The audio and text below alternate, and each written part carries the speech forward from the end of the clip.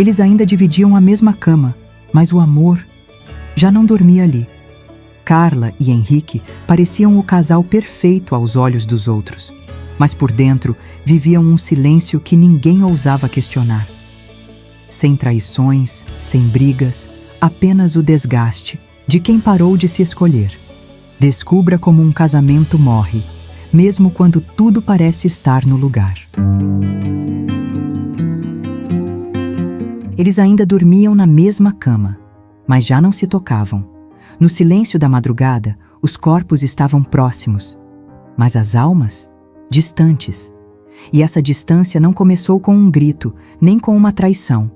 Começou com o hábito, com a rotina, que, aos poucos, foi apagando o brilho nos olhos, com as promessas esquecidas em meio às tarefas do dia. Carla e Henrique eram o retrato de um casamento aparentemente estável. Do lado de fora, tudo seguia como deveria. Eles iam juntos aos aniversários, sorriam nas fotos de família, dividiam o mesmo teto. Mas só quem vive por dentro sabe. O que parece paz, às vezes, é só cansaço. Henrique chegava do trabalho exausto.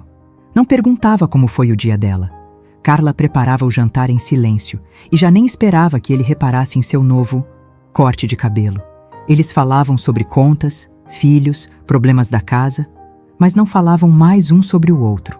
Não havia discussões, mas também não havia mais vida. O que destrói um casamento, na maioria das vezes, não é o escândalo, é o esquecimento. Os pequenos gestos que deixaram de existir. A mensagem no meio da tarde que nunca mais chegou. O carinho antes de dormir, trocado por viradas de lado. O beijo sem pressa, agora substituído por um boa noite automático. E o mais cruel é que ninguém percebe o fim enquanto ele acontece. As pessoas acham que estão apenas vivendo uma fase difícil, que logo tudo melhora, que o amor resiste. Mas amor não sobrevive no piloto automático. Amor precisa ser escolhido. Todos os dias. Carla passou a dormir cada vez mais tarde. Fingia estar entretida no celular, mas por dentro só desejava que ele perguntasse se estava tudo bem. Henrique, por sua vez, preferia chegar depois que os filhos já estivessem dormindo. Menos barulho, menos conversa, menos cobranças. E foi assim, sem brigas, sem traições, sem grandes rupturas, que aquele casamento começou a morrer. Eles não se odiavam, apenas tinham parado de se amar. E quando finalmente se deram conta disso, não sabiam como voltar, porque o caminho de volta exige esforço. E os dois já estavam cansados demais. O silêncio virou refúgio, a ausência, conforto. E o que um dia foi casa, virou apenas abrigo, frio, vazio. Um lugar onde se dorme, mas não se sonha mais. Henrique começou a sair mais cedo de casa. Dizia que precisava chegar antes no trabalho, mas na verdade ele só queria evitar a mesa do café, evitar o olhar perdido de Carla, evitar a sensação de estar presente e ao mesmo tempo ausente. Ela também não questionava mais. Já não fazia perguntas, não cobrava atenção, não pedia explicações. Porque o que antes doía, agora já nem incomodava tanto. Era como uma ferida antiga que a gente aprende a esconder por debaixo da roupa, mas que continua ali, latejando em silêncio. Os filhos percebiam. Não diziam nada, mas sentiam tudo. Sentiam que os pais já não se olhavam com ternura, que os risos desapareceram da sala, que os abraços ficaram restritos a datas obrigatórias. O tempo passava, e com ele vinha a pior das certezas, a de que aquilo não era uma fase, era o novo, normal. Henrique passou a almoçar fora com mais frequência.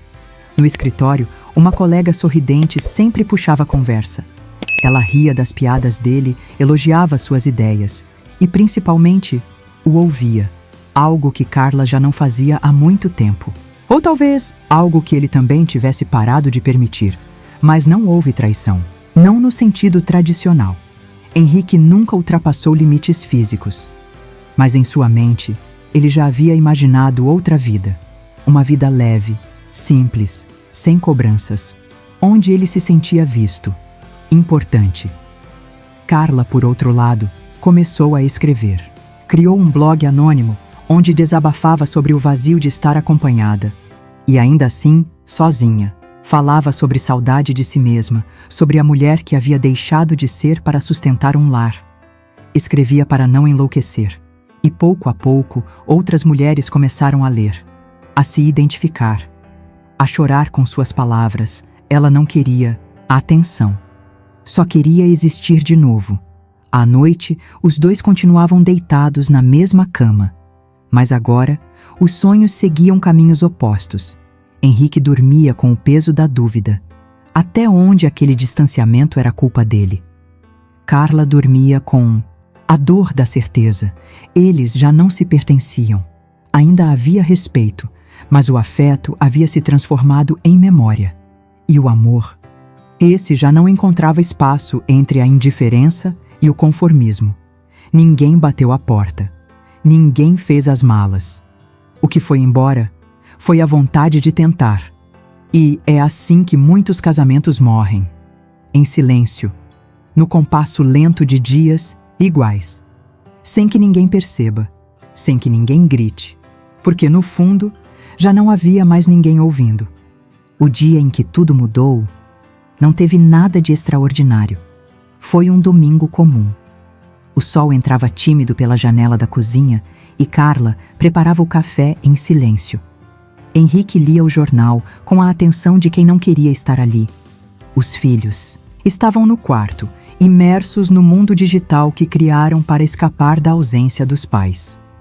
Foi então que Carla, sem levantar os olhos da xícara, disse a frase que selou o destino dos dois. A gente precisa conversar. Henrique demorou alguns segundos para responder. Não porque não ouviu, mas porque, no fundo, ele já sabia. Sentaram-se à mesa, de frente um para o outro, como dois estranhos, que, por acaso, dividem a mesma história. Carla foi direta, sem drama, sem lágrimas. Eu não te culpo. E nem espero que me culpe, mas a gente parou de se escolher. Henrique ouviu tudo calado, não tentou interromper, não tentou negar, porque pela primeira vez em muito tempo, ele também estava pronto para encarar o que evitava há anos. Eu ainda tenho carinho por você, disse ele, mas acho que já não sei mais como te amar. Essa foi a confissão mais honesta que já haviam trocado.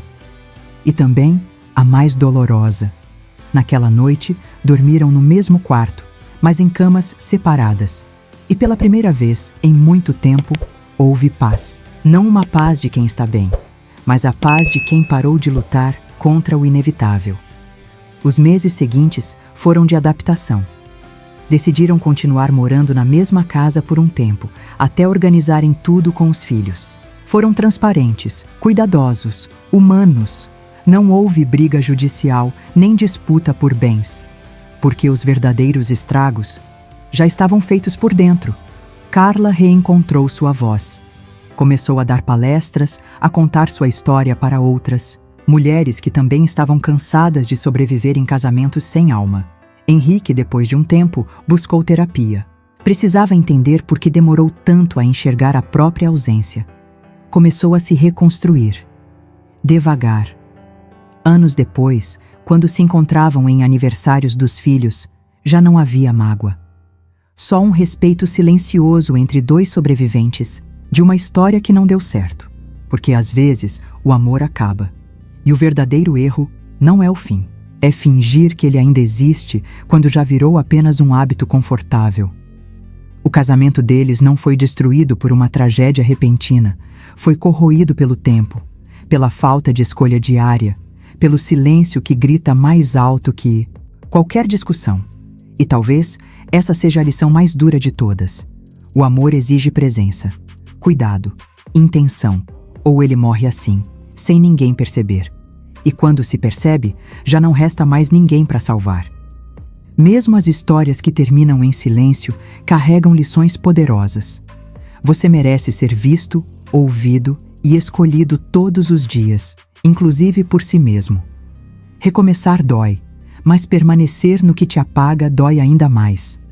Que essa história, te inspire a buscar relações vivas e não apenas estáveis. E se isso te tocou, assista agora a mais uma história real aqui no canal.